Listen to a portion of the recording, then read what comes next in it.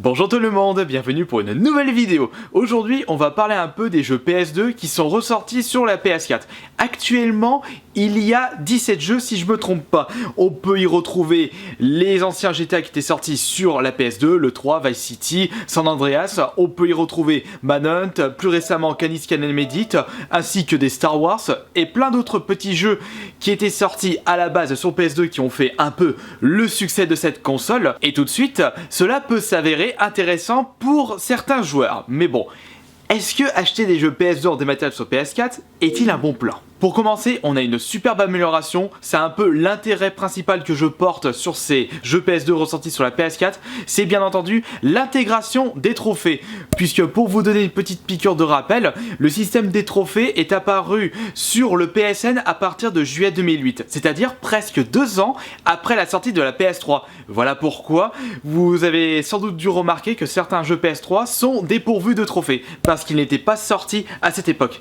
Je pense que de ce côté-là, Sony a bien copié Microsoft avec son système de succès. Comme je vous le dis d'habitude, selon moi, le système de trophées permet de donner un peu plus de durée de vie à un jeu et essayer de le découvrir d'une autre facette.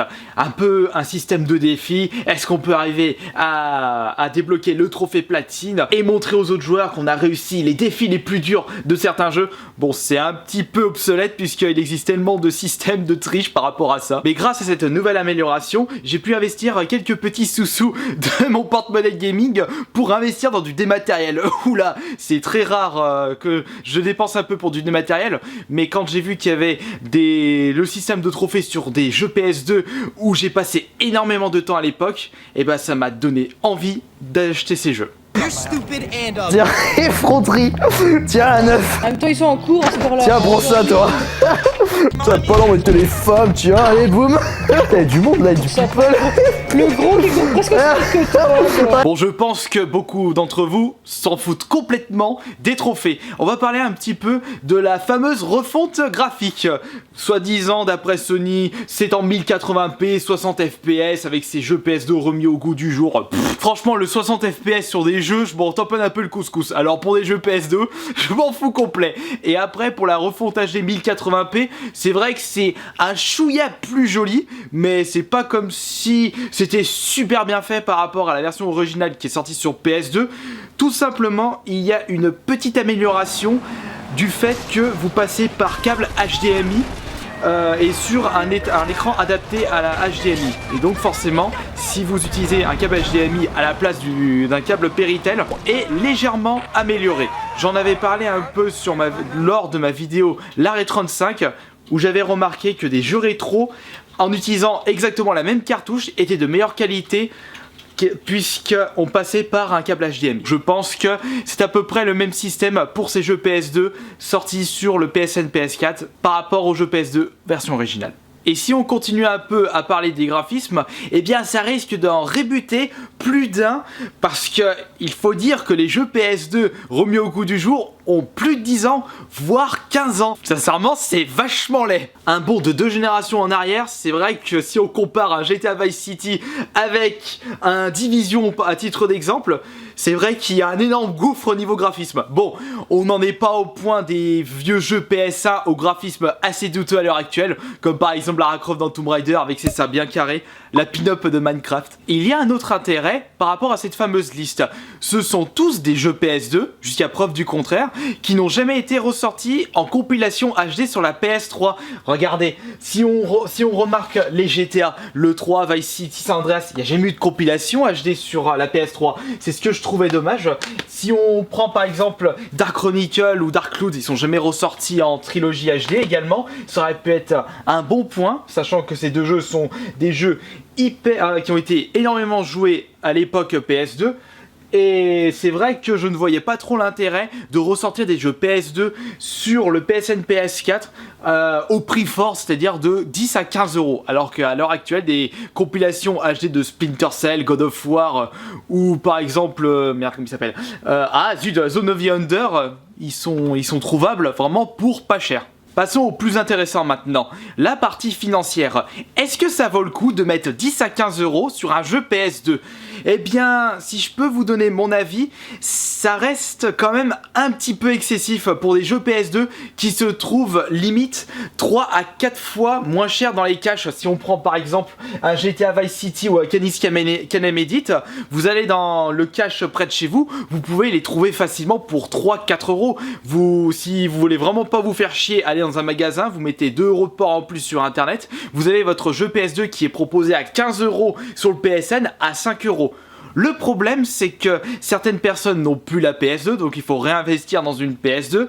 C'est vrai qu'au final, si on fait un achat groupé, ça en revient moins cher de jouer à des jeux PS2 en les rachetant sur PS2 et en achetant une PS2. Mais comme je le disais avant, l'avantage qu'ont ces jeux PS2, c'est qu'il y a un système de trophées. Mais si on regarde bien certains jeux présents dans cette liste, eh bien vous pouvez les acheter moins cher en dématériel que leur prix actuel sur internet. Je vous donne les exemples de Darklood et Dark Chronicles. Là j'ai Dark Chronicles. Celui-ci, tout comme Darklood, il est un petit peu plus cher Darklood. Il faut débourser entre 20 à 40 € le jeu, sachant que il est proposé à la base 10 ou 15 €, je sais même pas. Donc vous l'avez moins cher sur le PS4 que si vous désirez l'acheter dans sa version originale sur PS2. Donc de ce côté-là, ça peut être un bon plan. Et en plus, je ne vous parle pas des promotions, puisqu'à l'heure actuelle, j'avais regardé, il y a plein de jeux PS2 qui sont à moins 50%. Franchement, Darklood, Dark Chronicles à 6-7 €. Ça fait vraiment plaisir, sachant que ce sont des jeux, vous pouvez passer d'innombrables heures là-dessus. Il faudrait vraiment que j'aille m'acheter Darklood et après Dark Chronicles parce qu'il me tente beaucoup, j'avais jamais terminé à l'époque.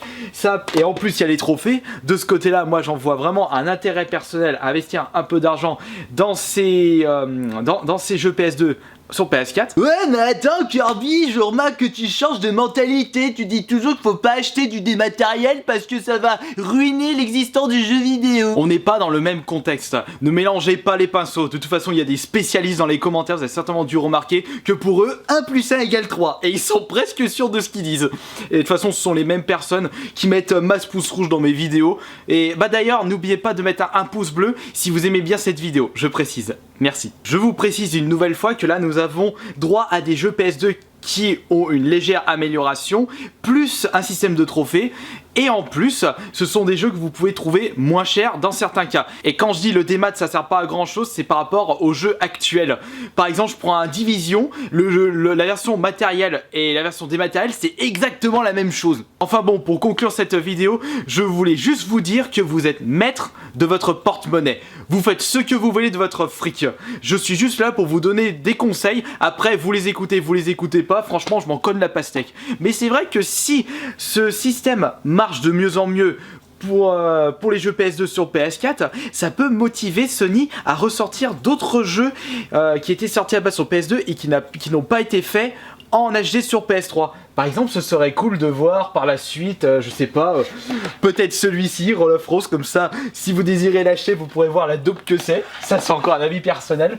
Et au moins, vous n'aurez pas besoin de débourser plus de 100 € pour le tester.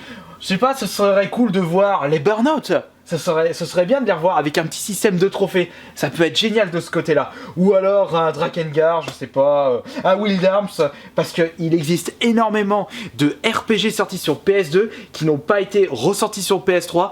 Et qu'est-ce qui coûte cher sur internet à l'heure actuelle en version boîte? Ça peut être cool de les avoir pour moins de 5 € sur le PSN.